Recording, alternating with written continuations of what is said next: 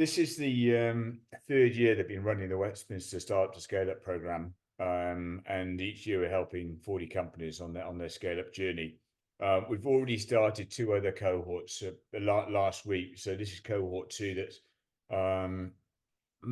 quite a few companies on cohort 2 will be in the food drink sector, and then we've got a few others that are in education as well, including Mitesh's. So we're trying to get sort of both some similar sort of areas where they are, but also similar sort of sizes. So cohort 1 that we started last week is a lot of creative companies. There are quite a lot of larger companies. Quite a lot of them are multi-million companies, so they're already established. And then cohort 3 is more in terms of the fashion space. So a lot of them are sort of startups in that space. And then this one is more sort of food, drink, education around that. And a bit about myself. I've been a scale-up coach now for goodness knows, since 2012. So it's quite a while ago. 12 years. I've been helping companies on their growth journey. And we've been using sort of the methodology of Vern Harnish, who wrote the book Scaling Up, and that's what we're going to be really referencing a lot during the course of this particular program. So it's a bit about myself, and then at some stage we'll bring Rachel Thabenson onto the call as well. She is from the Westminster business unit of the Westminster Council. She's very much involved in this program, helping organisations to have the support they need, and she'll then take us through exactly what sort of other support is available to you all from across the borough. And then this is the end of the last program we did. We come together, all of us, to the Homegrown Club. I mentioned that to Mishesh a few minutes ago, which is not far from Marble Arch, to finish off our training with all the other participating companies. So it's great that we all come together at the very end to celebrate what we've achieved. And I think it's fair to say that right today, probably in Westminster, there's a lot of companies that are starting up, but very few will actually ever go to scale up. And that's, I know that whether it's to help you scale up, upscale, or just to grow your organization, to give you the confidence to do that is what we're all about. So scale ups probably the ones that really, the companies that really drive the economy.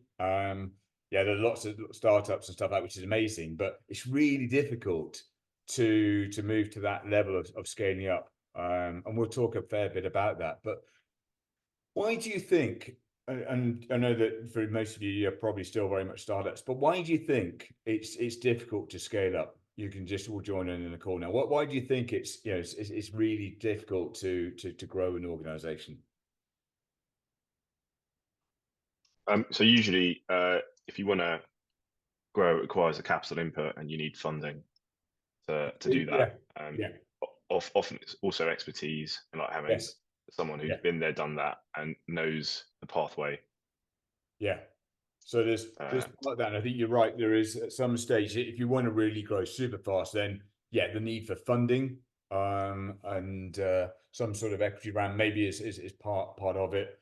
And to your point as well, having the expertise either internally or advisors around you who can give you that expertise as well.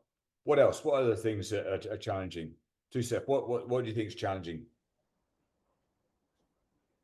I think, well, recently anyway, it's inflation and rising costs. That severely impacts the firm going up to the next level. Yeah. So again, there's external factors here at play that can make it difficult, certainly in the retail environment right now, to grow out as much as you'd like to. Shadi, how about you? What are you thinking? I think also I'd say like the network. So having the right kind of buyers. So for my product, because I want to be essentially stocked in shops or little delis or whatnot, it's about having the right buyers actually. So it's building the right kind of network in the space. Good.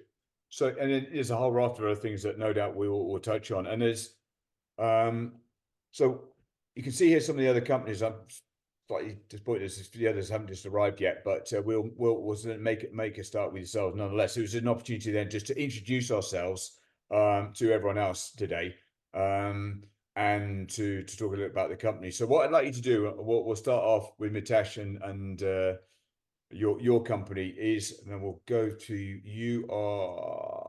Is this you? Here you go. Yeah, got that's it. right. All right. Yeah. So just a bit about yourself, why you set up the company, what the sort of challenges you've had, Mitesh, on your journey so far, and what you hope to get from the program. Yeah, so I run a careers education organisation where we're trying to help underrepresented kids in schools find the right career, get jobs, understand the right opportunities for them. I started it because I believe that the education sector is really, really important to like people's futures, and I wanted to help young people get on the right path or get the right career, etc. I'm on the program because I have been stuck a little bit at a certain revenue, and I'm looking to grow so we can do more. And I'm hopefully going to get some ideas and expertise and build some contacts that I can share some ideas with and understand how I might do that. Brilliant. Very good. Yeah, we had last year we had a college that was on the program, so they're in the education space, and they really grew like crazy over the last couple of years, coming out of that. So yeah, it was good to see that the progress they made, and I'll probably make some connections with you with that college actually. Okay, great. They were really got involved in the program as well. So that's it. Okay, let's find now where did I scan over the Persian kitchen? I think we've got. That's me. Right. So you've got. I've got Shadi on the. It's spelled a slightly different way to the one that you've got on your food, which flew me. Yeah, so the one that you've got on your screen, that's the legal spelling, because I'm half English, half Iranian. Right. Okay. So my parents tried to kind of anglicize the spelling, which is Did they? Yeah, so like Charlotte or Charlene, but anyway, I digress. What would you prefer we use then? Just maybe honestly, just whatever you've got, whatever's easier. Like both are fine. Yeah. Yeah. But yeah, so Persian kitchen. So for me, I created the business because it was a way for me to kind of, explore and share like my paternal Persian heritage with, my friends and the community. And I really love Persian food, and I still, I know that it's growing in London, but I feel like it's still like a really hidden gem in like the culinary world. So I really would like to put it a bit more on like the foodie map. But I signed up to this program just to really have like the core foundations of the business, because this is my first business. I don't come from like an entrepreneurial kind of education or background, so I think just having the right foundations to really launch the business and then to help grow it in the right direction, to hopefully build something really iconic. Amazing. Very good. Do they have a quarter or an area of London that's more given over to Persian food? There are definitely some pockets in London that are, like a mini Tehran, and they're so fun to visit and stuff. Yeah. Yeah. I've spent quite a lot of time in Lebanon over the before the pandemic. I was running a program, scale-up program out in Lebanon, and then you have to walk down Edgware Road and feel like you're back in Beirut again. Yeah, totally. Yeah, and I think actually not far from there, either side of Edgware Road, there are a number of Persian restaurants and Iranian restaurants. Yeah, there are. Or if you're looking like Finchley in particular is a bit of a Persian haunt in North London. Yeah. What is the characteristic of Persian food then? I'd say it's really wholesome. It's full of it is quite meat heavy, but ultimately as well, it really plays on like lots of vegetables, lots of natural flavors. It's incredibly simple but incredibly time consuming to make. So it's not spicy at all. Like the flavor profile is actually quite sweet. So for instance, saffron is used a lot, which is a sweet spice essentially. So yeah, really delicious, really healthy, nutritious, and full of lovely vegetables, herbs. Everything is very incredibly fresh. Very good. So sold on that. Very good. And then from talking about sweets, let's go now to heavenly desserts and Tusif. Yeah. Well, I opened my store, I'll say it's approaching 2 years. I'd say it's been about 18 months. It was a tough start, I think, especially when I opened it, was when um you you still you still had the after effects of COVID, the inflationary pressures around. But business has been growing. I'd say month on month sales for the last 6 to 8 months have increased by 25%. There are some consistent issues that I'm facing, mainly around staffing. And as I was mentioning before, I feel like I'm in a good spot. So I really can leverage the touristic attractions I have in the vicinity. And it's just really trying to manage all these different factors whilst maintaining this uptrend in sales. And that's the main reason why I joined the program, really. I don't come from a hospitality background. And I was hoping to really to gain ideas and insights into operating a successful business. Very good. And where are you close to when you mentioned tourism? Is it Madame Tussauds? Yeah, I'm about 2 or 3 minutes walk from there. Okay, very good. Looks, this is the front of your shop, is it? It is, yes. Yeah, I was just taking it from the website. So, and what's the capacity have you got? Covers, I believe it's about 75. Right. So people already had a main meal when they come to you, or is it just said, I'm just going to have a dessert today, or just be fancy ice cream or whatever? Yeah, it varies. I mean, we've got a lot of touristic footfall during the days. People go to Sherlock Holmes or to the zoo, Madame Tussauds, and they walk in for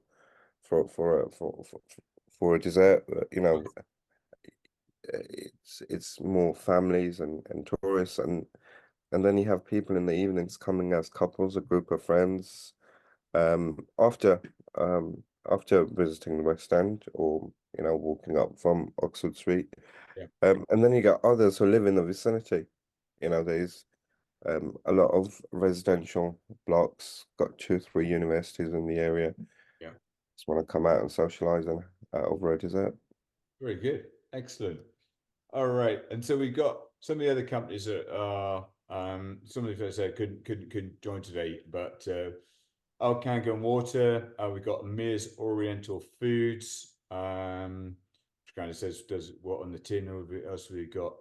Nikki's got a company that is based in the hospitality industry. So if you ever need for anything that goes with putting on the stage or music or whatever it is, that's what they do, I think.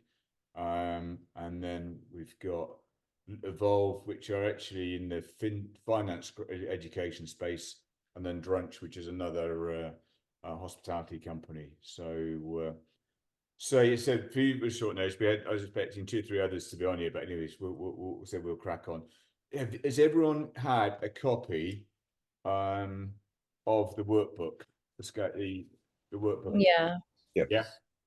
So you've got your workbook. That's great. So this is what we're going to be referencing through the program. We'll also have this available on soft copy as well. So you'll have an access to the Google Drive or a Google Drive where you can then just either use this to take all your notes down on, or, and as a lot of people do, they prefer to use the editable soft copy and just have that open when we're going through the exercises as we get going. So sorry, Neil, I don't think I've got the workbook. Did you send it by email? No, this would come through in the post. No, I haven't received it, so To the address. I'll probably get it. Okay. So we'll just make sure. I think we've got your address. I know we have. Actually, I think I asked you for it. So yeah, just double check we have sent it to you. Well, I'll just check because I do sometimes leave my post unopened. So okay, Giuseppe, you got no, your I don't think I've got it. So Yes, I've got mine. you've Yeah. got yours. Okay, we'll make a note just to get the testers again, and then as I said, you can access the workbook as well from one that I send through by the link to the Google thing, and I'll send you again after the follow-up notes from today. I'll do the recording for those that couldn't make today's call, and then I'll make sure within that you've got the link to all the Google folders. Okay, so that's said. It's all the different exercises that we're going to go through in the next. First up, we're going to be looking at just people and making sure we've got the right people in the company. I know full well that quite a few on this cohort, it's often just yourself. So we'll be looking at how do you make sure that it's not just about people, but how do you manage your time and be effectively around that. And then when you're looking to grow, develop out. Mitesh, have you got any employees in your company at all? yeah, I've got two. I've got a new one. I've got someone else joining in April. I've got someone coming back from mat leave in July, and we've got one other person potentially joining in a couple of months. Yeah. Shani, have you got any colleagues at all? No. Yeah, it's fine. So it's just yourself, and then I would imagine you've got to have colleagues. That's right. I've got a team of about 16 to 18 at the moment. Yeah. So again, and we're going to learn about how to recruit really good talent, how to onboard them in the right way. So, getting them off to a really good start, how to grow and them. So, Shadi, even though you haven't got any at the moment, it gives you the skills and the knowledge in the future to do that. So we'll be honing in on that. And then probably for most of you is what's really going to be focused around creating the right strategy. How do you go about finding a strategy that's distinctive, that is going to be playing out to your core customer, and indeed understanding who is your core customer, who can you do the best business with, what does that look like around that, and then build out a compelling plan to grow that, and then learning how to, once we've got a really good strategy, how to go and execute on the strategy, and then final session we'll do is all around the importance of cash. And probably I appreciate it for most people who are on this program that cash is probably more important than anything else. Certainly when you bootstrap and you kind of it's how challenging it is out there is how to manage cash in those early years when you have to prioritize very, very carefully where you're going to invest, how you're going to invest, and just holding on to cash and that. So that's kind of where we'll be looking at around that. Then I'll be inviting you to our online learning platform as well. So that's great to be able to learn new areas of skills from various masterclasses, included burn harnesses on the screen right here, that we will be referencing as part of homework in between each of the sessions. We will be giving you potential homework to help you understand and really embellish the learning that you're going to be on as well. And then various assessments that we'll be sending to you throughout the program. And then the final one, we have got access to a software which is Cashflow Story. Again, that's part of the program. You have complimentary access to that and learn about your numbers through that. So that's that. Just to sort of from the practicality, most of the cohorts will be delivered by Zoom. It's just easier that way. We found that over sort of time that it's easier just to have cohorts delivered by Zoom. And in a minute we'll look to figure out what's the best time for you guys that are on here. And because you're actually on here, you're going to be able to dictate the thing that worked for you, given that against the others who have made today's call. And then we've got a final closeout workshop with all the other participating companies later on in the year, probably sort of in sort of June time is when we'll get this as well around that. So I think that's pretty much it. Just again, as I said earlier on, we're going to be really, how do we take you from that lean bootstrap startup to becoming an agile scale up? So I'll leave it there, and shut down, stop the screen share around that, and yeah, basically, pretty much in terms of any questions that you guys have got around the program at all. I don't as of the minute, but all the other people in the school said that they don't have a background in what they're doing. So it'd be interesting to hear what their background is. I could start. I used to work in banking, Okay. and so I've shifted to education. So it's a very, very big difference. Yeah. So it'd be just interested to hear what the others did before. What was your what banking were you involved in? I was a trader at like various different banks. All right. Yeah, very different environment then. Yeah, how about your background? Very different. Yeah. My background, and it currently still is, I've been self-employed for the last 10 years. Yeah. I work pretty similar to Mitesh, but very mumuch focused on financial risk. Okay. With a keen focus on treasury management, mainly looking on the corporate side, and a central bank and state treasury side. So yeah, my background for the last, I'd say about 15, 20 years now, I've been working in treasury and financial risk. Oh, great. So you're not quite similar to Mitesh then? Yeah, exactly. Yeah. I worked in treasury for a bit as well. So very good. Very good. And so, Tusa, what took you to hospitality then? I think with me, as I said, I've been contracting for the last 10 years. I think I've really struggled to go back into permanent work. Yeah. Quite like the autonomy of, working for myself. And I think when COVID hit, there was a big shift from companies to either let go of contractors first, or in my case, to move us to permanent, something that I wasn't willing to do. So I took a year's break out. I actually went overseas. I went traveling.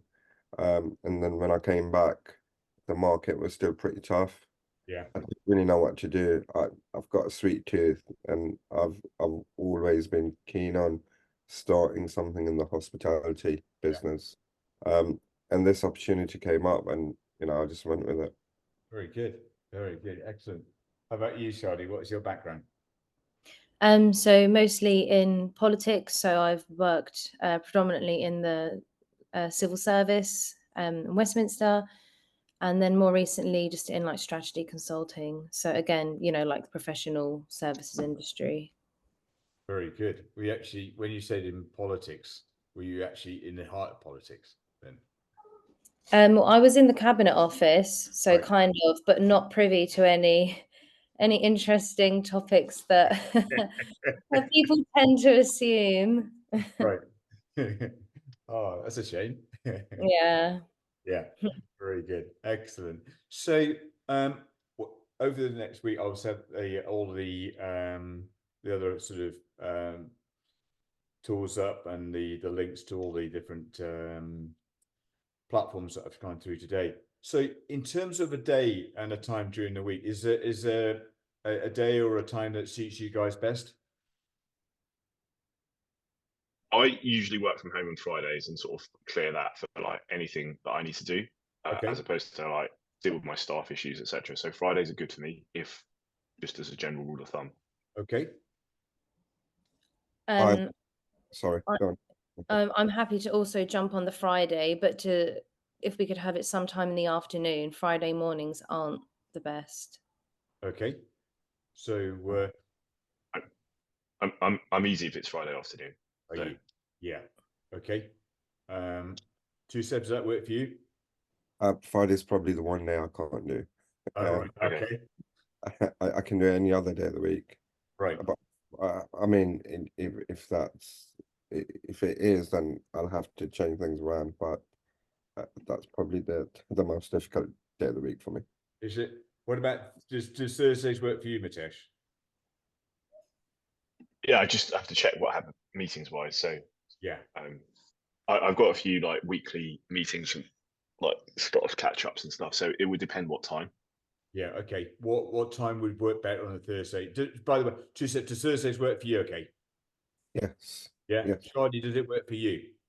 I'm like Mitesh, so it will probably vary week to week. So to be honest, I'm happy to just kind of go with a Thursday for now. And it could be that I just have to miss a few if I can't make them, but I can't really commit to a time right now. Okay. So yeah, just trying to find a way that again works for everybody. And that's it is not quite like herding cats, but so but does this time of day work okay then? Yeah, like this slot is quite good, like over a lunchy-ish time. Yeah. So it's the same for you as well, Mitesh. Okay. What I'll look to do then. Yeah, it's the same. Yeah. All right. Let's see we'll go with this time. And I'll then reach out to all the other guys who couldn't make today, see if we can do that. If there's a big pushback, doesn't work, then we will have to almost kind of start over again. And I'll get my assistant Donna just to then almost sometimes we have had to kind of get a doodle poll or something like that to say, please can you try and figure out a way it works for everyone else. But given that you guys are sort of on the call, I think it's fair to give you sort of first dibs. So we'll go for 12 to 1. What time do we start? Yeah, 12 to 1:30. Okay. Tends to be a bit of a longer call when we're actually up and running with the program. All right. Oh yeah, to start with that, again, I'll just have to let you know, but Yes. it should be okay. Yeah. Okay. Good. All right. Any other questions at all? No. Yeah, not for me. Very good. All right. Okay. In that case, it's nice to meet you all. I'll probably have to do another intro to the guys who can make today, but we will probably get up and running in 2 weeks' time. Okay. So we'll have the first one, which will be, let's have a look, where are we? Day. So if we're the 21st. Oh, so sorry. Today is just like an intro. Yes. Yeah. Oh, okay, fine. All right. Hi, everyone. It is. Yeah. Okay. It's yeah, it was designed that way. I think what we may do is because we've got Easter and I'm away in Ireland then. What, Thursday the 4th? Sorry? Thursday the 4th? Yeah, I'm away on that on the Thursday. It probably is going to be Thursday the 9th. Okay. Sorry, do you mean Thursday the 11th? Hang on, I'm going to May now. Yes. Yeah. Okay. All right. Yeah, I'm gonna. Yeah. And then it'll be every 2 weeks from there. Okay, so these are fortnightly events, yeah? Yes. Okay. Okay. Okie dokie. All right, guys. All right. Yeah. Thank you very much, Neil. Okay. Thank you for the intro. Nice to meet you. Nice to meet everyone. All right. Cheers, everyone. Yeah. Thanks everybody. Cheers, Neil. Bye. Bye.